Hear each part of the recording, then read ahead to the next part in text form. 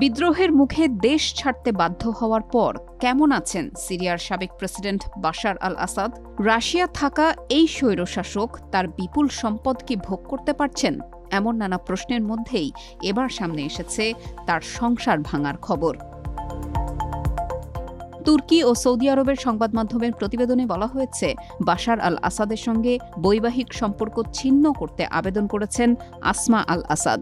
রাশিয়ায় বসবাস নিয়ে অসন্তুষ্টির জেরেই এই সিদ্ধান্ত নিয়েছেন তিনি। প্রতিবেদনে আরও বলা হয়েছে, লন্ডনে ফিরতে উদ্গ্রীব হয়ে আছেন আসমা। এরই ধারাবাহিকতায় রাশিয়ার আদালতে আবেদন করে বিশেষ অনুমতি চেয়েছেন তিনি। তার আবেদন যাচাই বাছাই করছে মস্কো।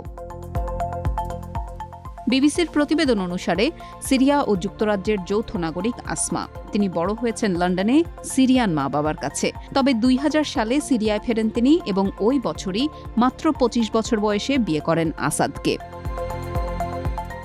তুর্কি ও সৌদির প্রতিবেদনে বলা হয়েছে, ক্ষমতাচ্যুত হওয়ার পর রাশিয়ায় রাজনৈতিক আশ্রয় পেয়েছেন বাশার আল আসাদ। তবে তাকে বেশ কিছু বিধিনিষেধের মধ্য দিয়ে যেতে হচ্ছে।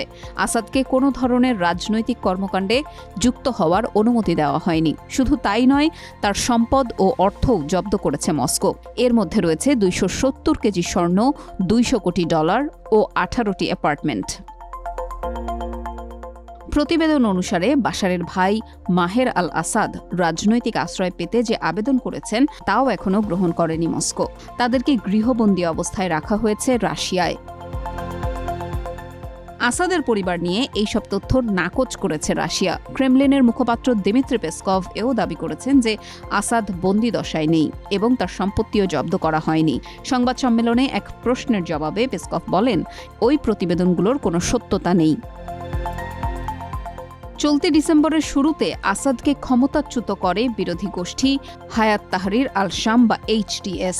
সংগঠনটির প্রধান আবু মোহাম্মদ আল জোলানির মাথার দাম 10 মিলিয়ন ঘোষণা করে তা সম্প্রতি প্রত্যাহারও করে ওয়াশিংটন।